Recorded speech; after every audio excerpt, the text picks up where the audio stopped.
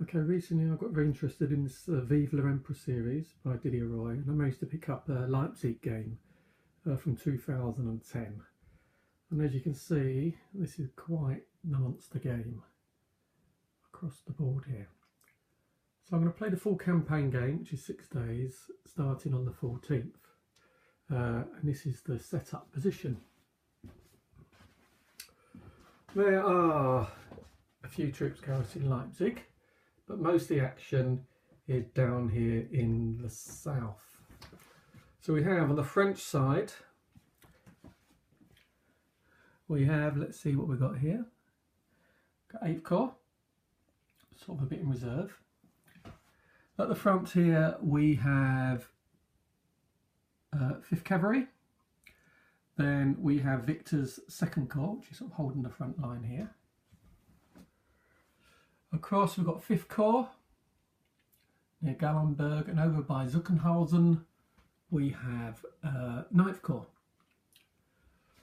So that's what we have in terms of French setup forces. Over in the distance, just there, that's Napoleon. He's going to come in at around 10 o'clock, and there is another French corps coming on this morning there, and very much later in the day we have the French Guard coming on there. Okay, and I have actually printed these off so I can keep track of everything. So we can see, if I get that into focus, we can see we've got Napoleon coming on at 10, 6th Corps coming at 11, and the Guards coming on late. Now it's October, so by about 5:30 it gets pretty dark. There is no Allied reinforcements today, so let's have a look at the Allies. Okay, so we have Kleist Prussians, okay, 2nd Corps Prussians. We have Wittgenstein, I think his name is. Okay, Wittgenstein's corps, which I'm going to talk about this in a moment. I've made these extra little corps counters here because I've split it up a little bit. And coming on over here, we have the first of the Austrian corps. This is 4th Corps, I think. Yep, 4th Corps there.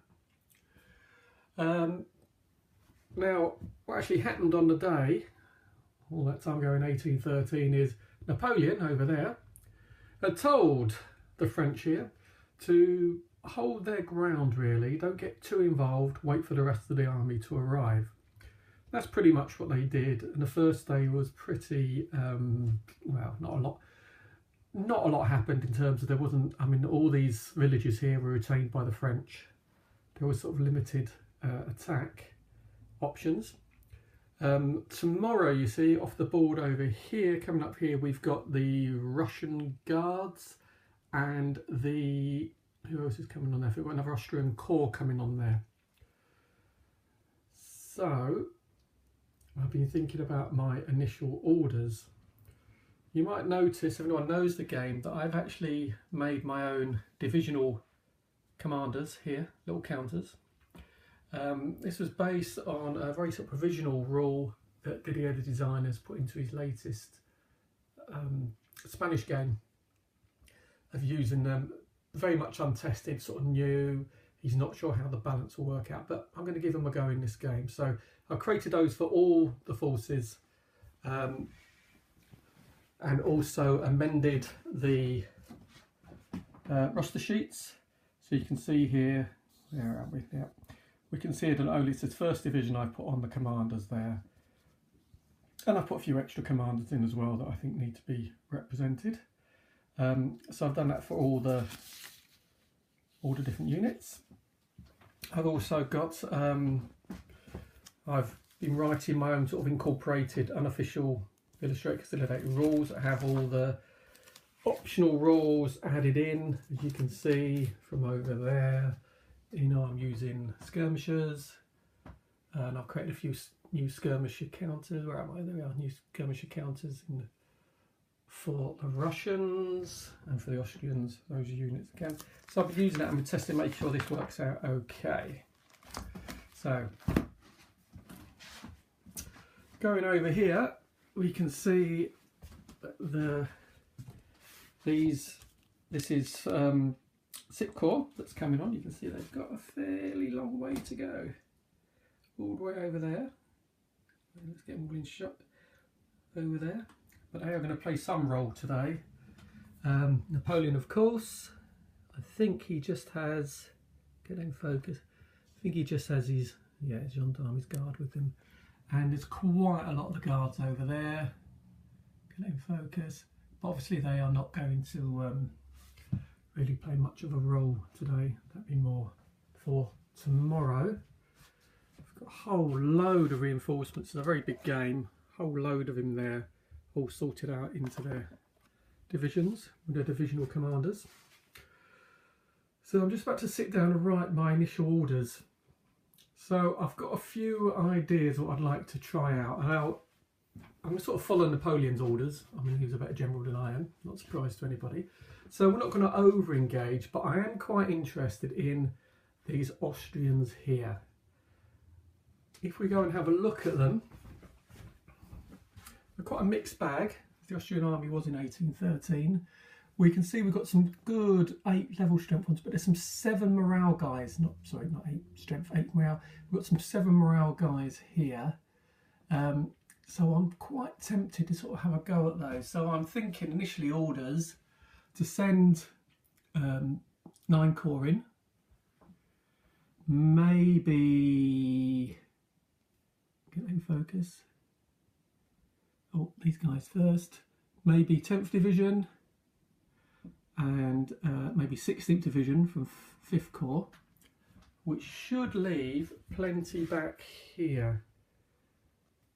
Get into focus again, right. Should leave us plenty back there. So that's what I'm thinking, and then really with the rest of these guys here is sort of hold on. You know, if any opportunities come up, we'll take them, but pretty much limited sort of defence there, really. As to the Allies, well, we know we've got these a big load of reinforcements coming in here tomorrow, so I'd quite like the Prussians to move this way a little bit, give a little bit of lee room for these units that are coming on. Quite difficult terrain to fight in, so I'm not quite sure how that's going to go. But we are going to move forward. So be not overly, but relatively cautious with Prussians, but definitely push them forward towards Mark Kleber.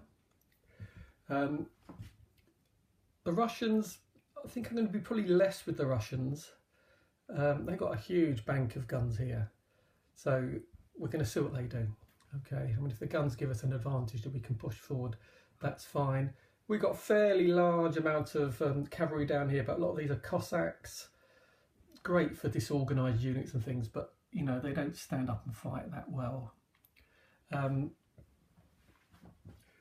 As opposed to the French cavalry that we have over here, 5th Cavalry Corps, there's some good units there.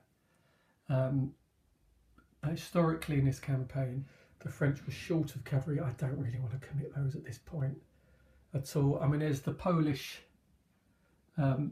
cavalry, might be tempted to do something with those, but I really think after reading a lot about the campaign that I should probably hang on to my cavalry until they're really needed. I mean, this is only the first day and only a fraction of the forces are on the board at the moment. So that's currently what I'm thinking of doing. So I'm going to sit down and write the orders and see how we get on. See what the French can do about those Austrians up there. It might all amount to nothing. I'm not going to push it hard.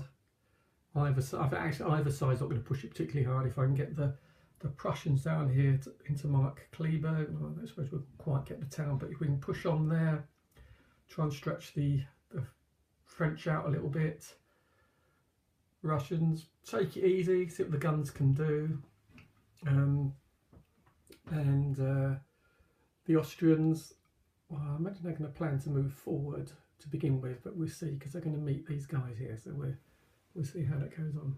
Okay, so that's my first video on the 14th, and I'll let you know how it gets on.